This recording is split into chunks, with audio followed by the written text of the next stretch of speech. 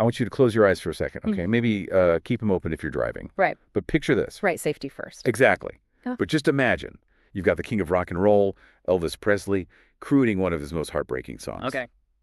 Then you have a quiet, sun-drenched senior citizen community. Southern California. I'm talking golf carts, manicured lawns, just, total peace. Sounds idyllic. It is.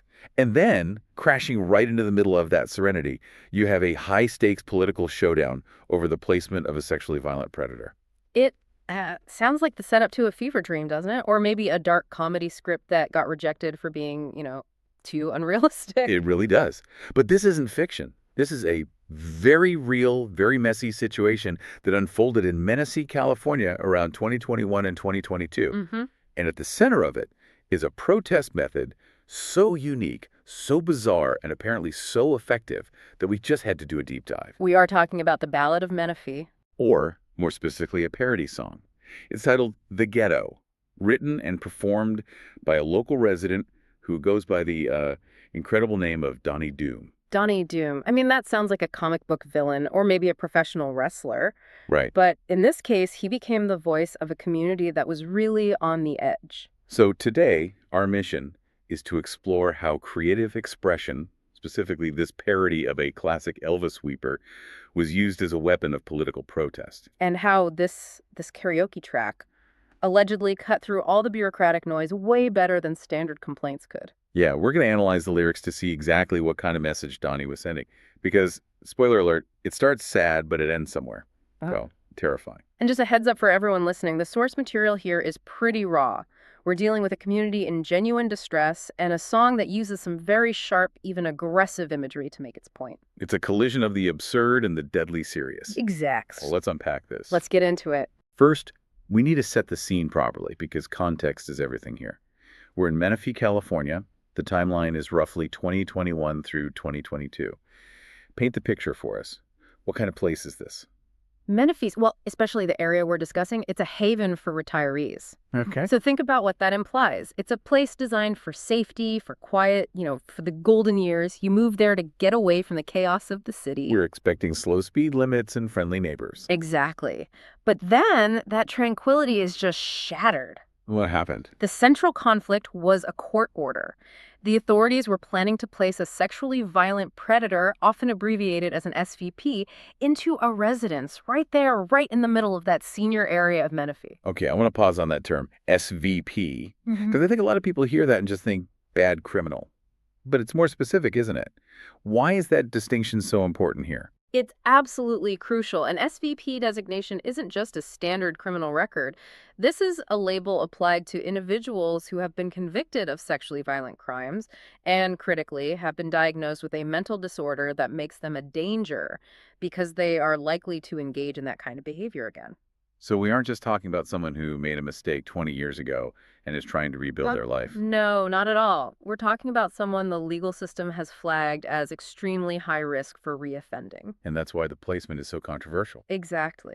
SVPs are often released into communities under supervision, but placing someone with that specific risk profile into a community of elderly residents, that sparked immediate panic. It feels like a mismatch of epic proportions. You have a population that is, physically vulnerable grandparents, essentially, and you're introducing a perceived predator right into their midst. And the sources say hundreds protested. You can just imagine the atmosphere. Town halls packed with angry residents, signs, shouting matches. The fear was palpable. They felt like sitting ducks. Completely. And usually that's where the story stays. People shout, the government cites zoning laws or state mandates, and, everyone goes home unhappy. But this is where Donnie Doom enters the chat. Right. While his neighbors are probably writing letters to the editor or screaming at the mayor, Donnie recounts that he protested with a song. I protested with a song. It sounds so gentle, like a folk singer in the 60s. A little bit, yeah. But he didn't pick We Shall Overcome. He chose Elvis Presley's In the Ghetto. Which is such a fascinating choice. If you think about the original song, it's a tragedy about the cycle of poverty and violence in Chicago. It's so somber. It's about a system failing a child. And Donnie takes that heavy emotional weight and just repurposes it for Menifee. He records himself singing his own lyrics over a karaoke track. Mm-hmm. But before we get to the lyrics, why a song? Why not a viral video rant? A petition. Well, think about the daily life of a city council member. They get thousands of emails. They sit through hours of public comment where person after person steps up to the microphone and yells the same 3 points. It just becomes a wall of noise. Exactly. It's bureaucratic white noise. I object to item 4B. I'm angry about the zoning. After a while, they stop really hearing it. But if someone sends you an MP3 file or a link to a song. You almost have to click it, even if it's just to see how bad it is. Right. Curiosity is a powerful disruptor. It breaks the pattern of their workday. And by using a melody that everyone knows in the ghetto, he's already tapping into a pre-existing emotional reservoir. He's borrowing Elvis's pathos before he even sings a single word. Okay, I'm ready. Let's look at the lyrics to Donnie Doom's version, which he titled The Menifee Ghetto, a song of senior unrest. Senior unrest. It sounds like a punk band formed in a nursing home. It really does. Yeah. So the song strikes and he's singing, on a hot and sunny Menifee day. Setting the scene, establishing that before picture. Then the first punch lands. Another bum comes to stay in the ghetto. Okay, let's stop right there. Bum. That is a loaded word. It's definitely not the legal terminology. No. In the context of the protest, this is referring to the SVP or maybe the system enabling the placement. But notice what that word does. It strips away all the complexity. It strips away legal rights, medical diagnoses. It just reduces the subject to a nuisance, an intruder. It frames them as trash on the sidewalk. Harsh, but yeah. It creates an immediate us versus them dynamic. Yeah. And notice that juxtaposition you mentioned, the hot and sunny Menifee day versus the bum.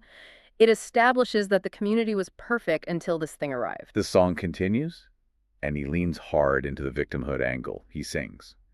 And the seniors cry.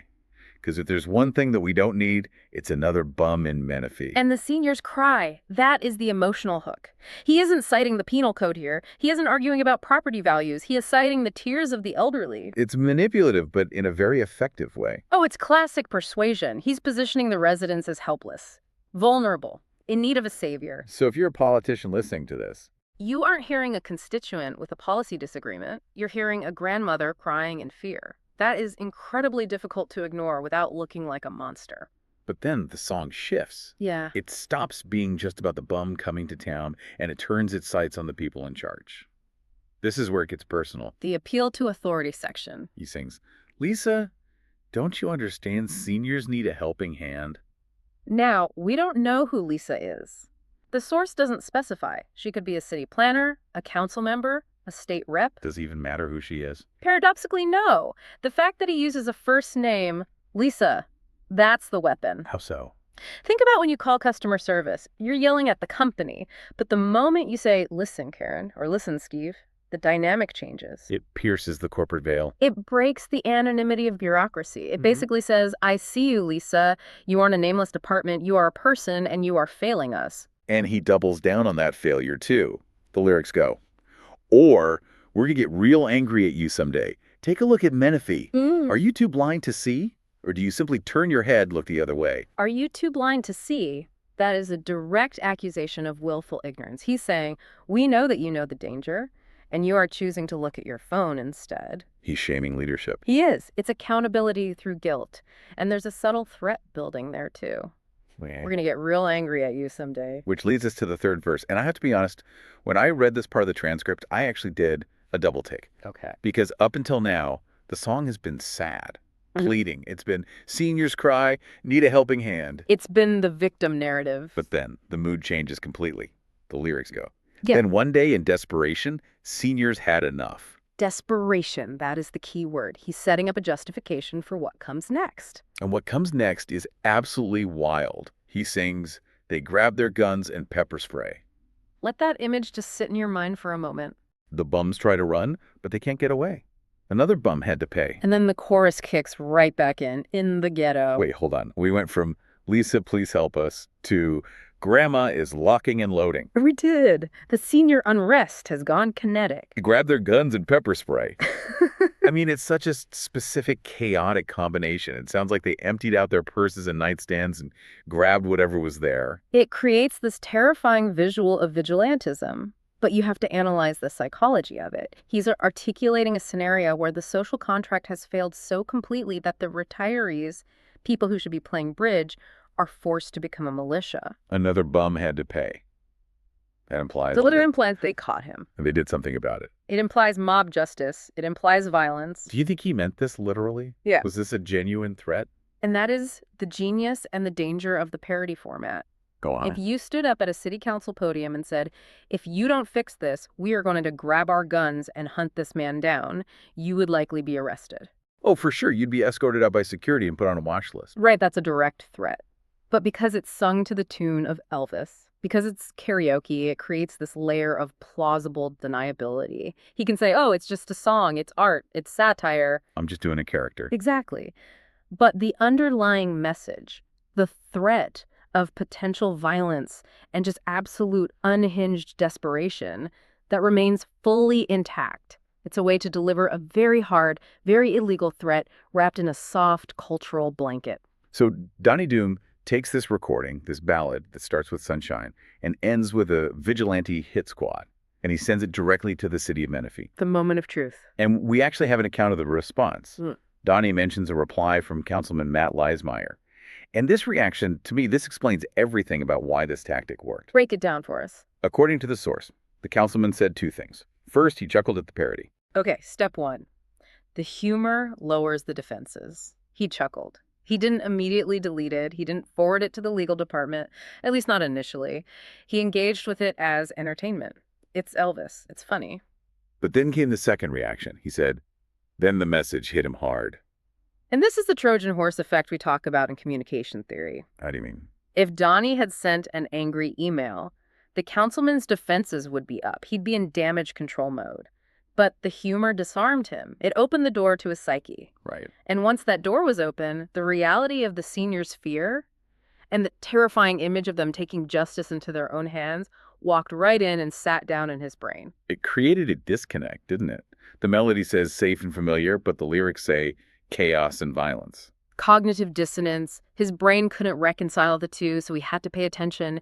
It forced him to really hear the desperation. It shifted the metric from, manageable civic unrest to, oh my God, these people are singing about shooting people. We need to fix this before it actually happens. It humanized the protesters in this weird, dark way. Yeah. It showed they had personality, creativity, and a breaking point. And honestly, it probably scared him a little. A group of people angry enough to write a professionally structured ballad about vengeance is a group of people with a lot of time on their hands and a lot of focus. That's a dangerous constituency to ignore. It really is. So the big question, did it work? What was the result of the Ballad of Menifee? Well, according to Donnie Doom, the result was absolute victory. The source states clearly, the SVP did not come to Menifee.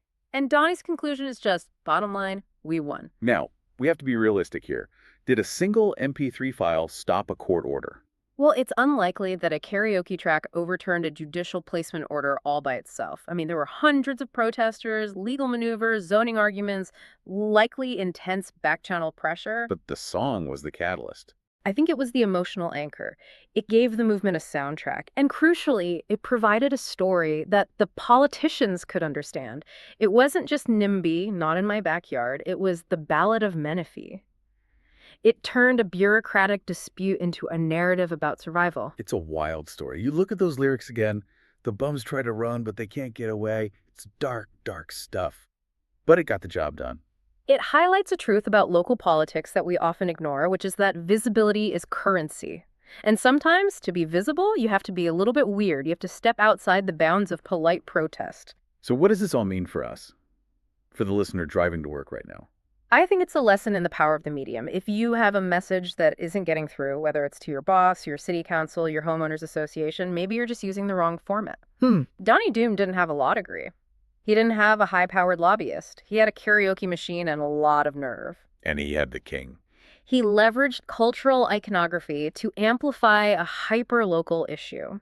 He made it impossible to look away. So to wrap this up, we looked at how a hot and sunny Menifee day was threatened by the arrival of a sexually violent predator. We saw how the community rallied, not just with signs, but with a ballad. We analyzed how the lyrics shifted from victimization to a direct challenge of authority, calling out Lisa, and finally to a graphic warning of vigilantism with guns and pepper spray. And we saw how that mix of humor and horror successfully grabbed the attention of a city councilman, and how that ultimately contributed to the community's victory. It's a reminder that sometimes the most effective way to be heard is to catch everyone completely off guard. It certainly worked here. I want to leave you with a thought, though, and this is something you and I were debating before we started recording, because yes, it worked. They won. But think about the cost, or rather the implication. Donnie Doom felt he had to write a song where seniors are hunting people down with guns just to get a real human reaction from his representative. Right, standard outrage wasn't enough. So here's the question. If a parody song containing lyrics about vigilantism and pepper spray is what it took to cut through the noise, what does that say about the threshold for being heard in modern society? Does peaceful, standard protest not work anymore? Does civic engagement now require a soundtrack of implied chaos just to get a meeting? I mean, are we at a point where you have to be absurd or even threateningly creative just to be taken seriously by the people who are supposed to represent you? That is a heavy thought to end on. If you're out there planning a protest, maybe warm up your vocal cords, but also ask yourself why that might be necessary. Thanks for listening to this deep dive into the Ballad of Menifee. Stay curious, everyone.